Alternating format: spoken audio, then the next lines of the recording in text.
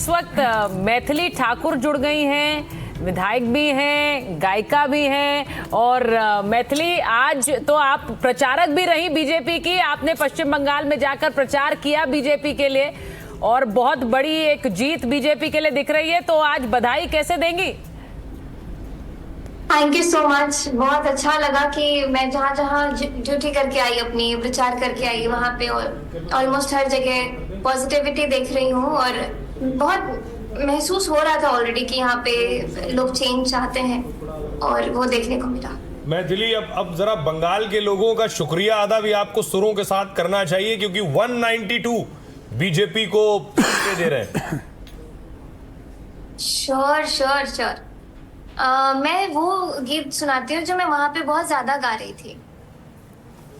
रविन्द्रनाथ ठाकुर जी की गीत का एक गीत है, क्यों को था ना कोई ओरे ओ भागा, क्यों को था ना कोई तबे सबाई থাকে মুখ ফিরাই, সবাই করে ভয় তবে সবাই থাকে মুখ ফিরাই, সবাই করে ভয় তবে পরাণ খুলে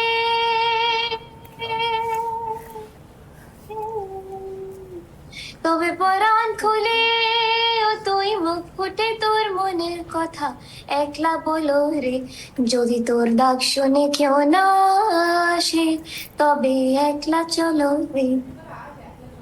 बहुत ही सुंदर है और मुझे लगता है यहाँ स्टूडियो से एक आवाज उठी कि आज एकला चलो नहीं है, तो नहीं, पर शुरुआत शायद एकलो चलो से ही शुरू हुई ना बंगाल में, उसके बाद कैसे लोग जुड़ते चले गए। मैथिली, ये तो आपने वहां पर प्रचार के दौरान भी देखा होगा कि लोग जुड़ते चले गए आपसे भी। सबके लिए मन में पहला डर यही था कि अगर एक्सपोज हो गया कि मैंने बीजेपी को वोट दिया है, टीएमसी को नहीं दिया है, और अगर बीजेपी अच्छा परफॉर्म नहीं करी तो हमको टीएमसी वाले आ करके मारेंगे।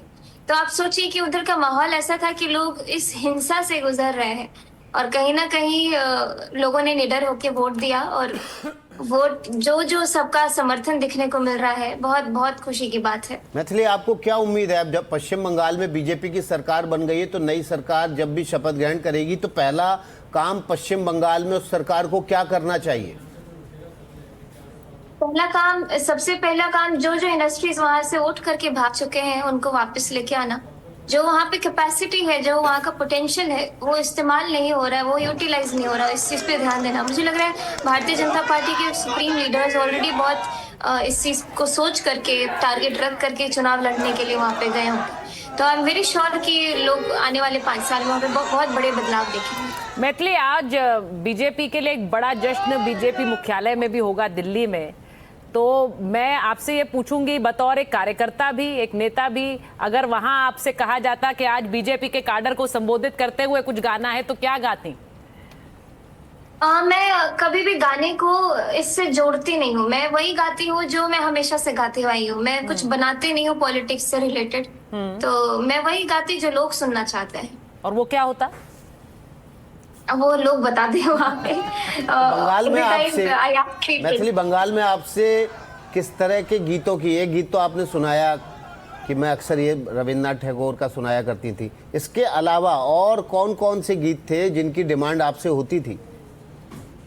एक गीत है, आए तो विशह चोरी हाथे हाथे धोरी धोरी नाचे भी घिरी घिरी गाई भी गान। आए तो विशह चोरी हाथे हाथे धोरी धोरी नाचे भी घिरी घिरी गाई भी गान। अंत बिबिना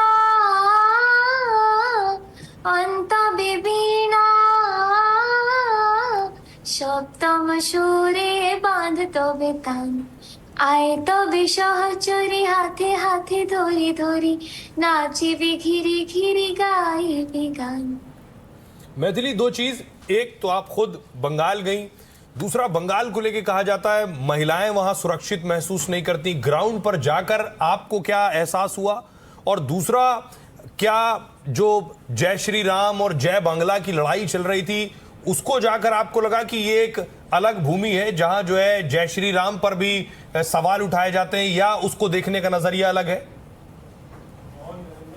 जब मैं जाने से पहले की स्थिति ऐसी थी कि कहीं भी मैं जाती हूँ थोड़ा स्टडी कर लेती हूँ कि वहाँ पे कैंपेन के दौरान क्या क्या चीजें बोली जा रही है, क्या क्या चीजें हो रही है।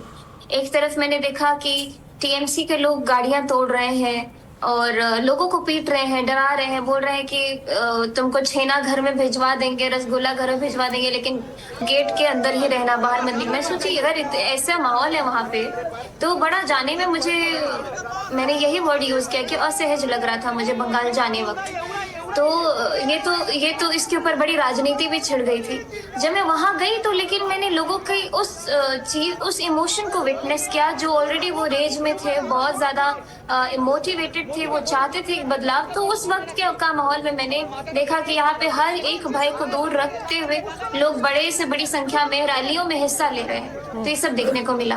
और दूसरी बात, वहाँ के खुद के बड़े बड़े पॉलिटिशियंस बहुत ही ज्यादा इस्लामिक वैल्यूज को प्रमोट कर रहे हैं, जबकि वो ये नहीं देख रहे कि वो भारत की धरती पर है, बंगाल की धरती पर है, जिसने इतने सारे क्रांतिकारियों को जन्म दिया। तो वहां पे आप उनका अपमान कर रहे हैं। जिस चीज के लिए उन्होंने लड़ा है आप उस चीज को इस तरीके से यूज कर रहे हैं। तो मतलब मुझे बहुत सारी ऐसी चीजें खुद महसूस हुई as an individual but not as a politician, and that I felt. और वहाँ पे लोगों के अंदर भी वो भाव मैंने देखा।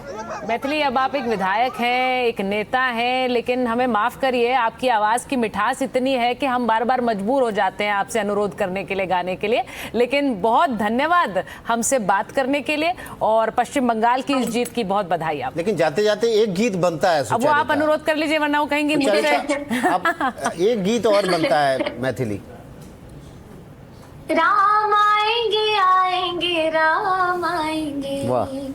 मेरी झोपड़ी के भाग आज खुल जाएंगे राम आएंगे, मेरी झोपड़ी के भाग आज खुल जाएंगे राम आएंगे। ओ राम आएंगे तो अंगना सजाऊंगी, दिया जला के दिवाली मैं मनाऊंगी, मेरे जन्मों के पाप सब मिट जाएंगे राम आएंगे। Thank you. वाह, बहुत बहुत शुक्रिया मैथिली, आपका बहुत ही सुंदर गीत आपने गुनगुनाया यहाँ पर, और ये आखिरी गीत ने तो आपकी।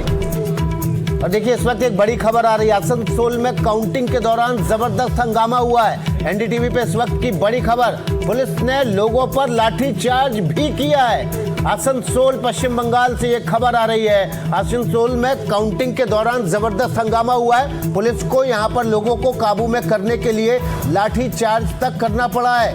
इस वक्त की बड़ी खबर, तस्वीरें आपके सामने देखिए, पुलिस यहाँ पर लोगों को काबू में करने के लिए लाठीचार्ज कर रही है। क्या कुछ वहाँ के पुलिस अफसर कह रहे हैं, शुरुआत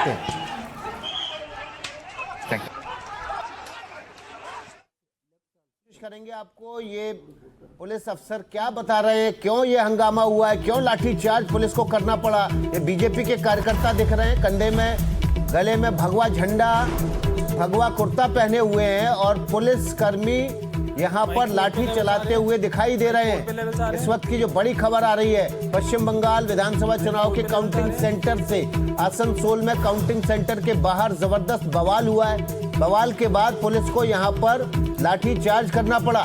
लोगों को, भीड़ को नियंत्रण में करने के लिए, काबू में करने के लिए, तस्वीरें देखिए आप, घेर के लाठी चलाई जा रही है। बीजेपी टीएमसी समर्थक आपस में भिड़ गए हैं, इस वक्त की बड़ी खबर यह है।